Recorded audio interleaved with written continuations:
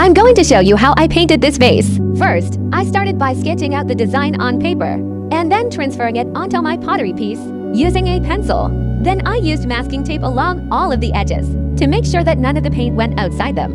And now we can start painting. So here I am using underglaze colors, which are basically like watercolors for clay. They go into the kiln and they become permanent. You don't have to seal or glaze over them. The reason why I use these is because they allow me to do really fine details with lots of precision. And also they dry super fast so I can layer up really quickly if I need to. Here I am mixing some colors together because I wanted to create more depth in the clouds. This was actually quite fun. It reminded me of being back at school again, mixing paints with my friends. Now once everything has been painted, it goes into the kiln for its first firing. After that, I added another color underneath the main cloud shapes, just to give it a little bit more dimension. Once that had dried, then I could move on to adding detail work in between each of those clouds. For this part, I mixed 3 different colors, a dark blue, an orange, and a red.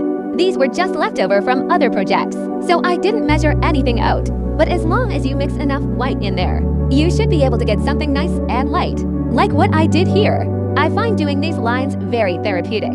It kind of reminds me of drawing hair. If anyone else feels the same way about this, please let me know down below. As soon as I finished one section, I would immediately wipe off any excess paint that might have gotten anywhere where I wasn't supposed to. That way when I put it into the kiln, there wouldn't be any random splashes everywhere, because sometimes things happen in the kiln when you least expect them. Anyway, after all of the detailing was done, it got fired again. And then finally I added gold luster. Gold luster is a special type of paint that only fires brightly at high temperatures, so it doesn't look like much while you're applying it. But wait till you see the final result. This took me 2 days to complete, including firing times, and I think it turned out pretty good. What do you guys think? Let me know your thoughts down below.